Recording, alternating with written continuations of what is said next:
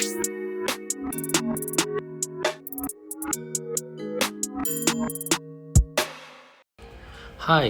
ETutory YouTube channel එකට සාදරයෙන් පිළිගන්නවා.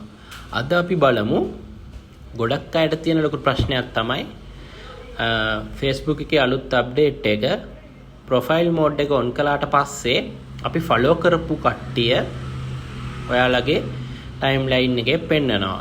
මෙන්න මෙතන මේ 4 likes 4 followers කියලා පෙන්නන්නේ. අපි ෆලෝ කරපු ගාන මෙතන පෙන්නනවා. අපි බලමු ඒක අනිත් අයට පේන්නේ නැතුව හයිඩ් කරන්නේ කොහොමද කියලා.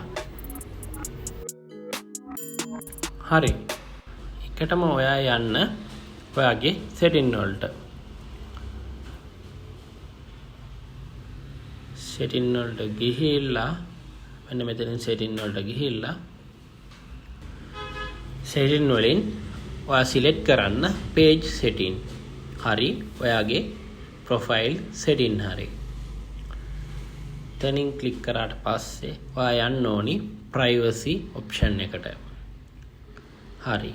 ඔයාට පේනව නේද මෙතන තියෙනවා your activity කියලා.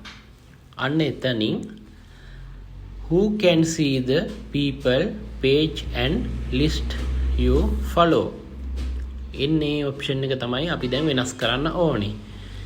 මේ option එකට ගිහිල්ලා මෙතන තියෙනවා only me කියන option එක. ඔයා only me option එක දාලා profile එකට යන්න.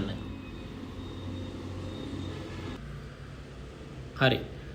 අපි ආයෙ වගේ wall එකට ගිහිල්ලා බලමු.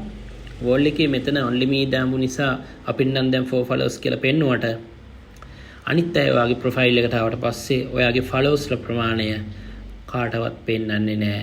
0 followers විදිහට තමයි පෙන්වන්නේ. ඉතින් ඔන්න අපේ වීඩියෝ එක අවසానයි. අපිත් එක්ක රැඳී හිටියට බොහොම ස්තුතියි. අපි සමග රැඳී සිටින්න. අලුතෙන් වීඩියෝ දැම්මහම subscribe කරලා bell icon එක click කරන්න. එහෙනම් ජය වේවා.